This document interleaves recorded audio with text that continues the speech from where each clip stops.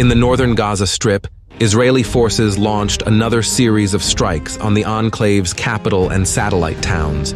The hits damaged residential houses and infrastructure. Several dozen people were killed. At the same time, there were exchanges of fire, both in the vicinity of the University College and on the outskirts of the Al-Zaytun neighborhood. At the same time, militant snipers were active in the area and managed to wound at least 2 IDF soldiers. In the central part of the Gaza Strip, the Israelis again struck Hamas-controlled population centers. The highest number of hits were recorded in Al-Brej and Nuseirat, which are regularly targeted by the IDF. Also, the Israeli troops launched an offensive in the direction of Deir al-Balah, which is completely in the humanitarian zone. In a few days, the Israelis have occupied quite a large area, establishing control along the Salah ad-Din highway.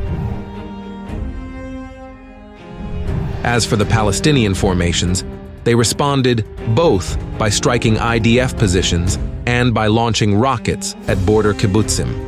One of the rockets landed in the vicinity of the Kisufim military base, but did not cause any damage. The situation is also developing dynamically in the south of the Gaza Strip, where the Israelis are conducting another operation in the Khan Yunis neighborhood. To the northeast of the city, IDF units completed the demolition of structures in the Hamad housing complex and withdrew from the area. In parallel, Israeli troops occupied Dar al-Salam Hospital and advanced almost to the center of Bani Suheila. Hamas fighters responded with a series of ambushes and sorties, but were unable to repel the Israelis. At the same time, Palestinian militias south of Khan Yunis fired a rocket in the direction of Tel Aviv. In response, the Israelis retaliated at the launch site, reporting the destruction of the militants involved in the attack.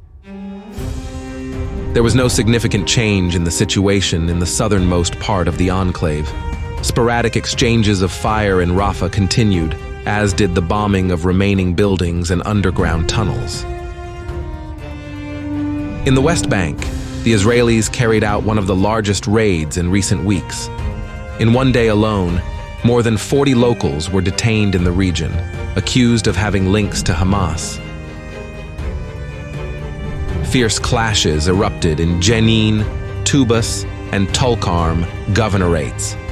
There, the Israelis used airstrikes against Hamas and other Palestinian factions.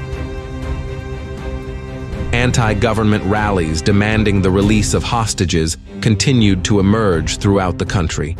One such rally took place in Tel Aviv, where several thousand people took to the city's main streets.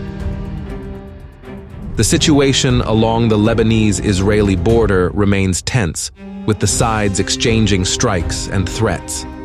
Hezbollah reported hits on IDF positions, while traditionally claiming Israeli casualties. In turn, the Israelis continued to strike both border and rear localities in Lebanon. Hamas and Hezbollah members in the country were also attacked, and several people were killed.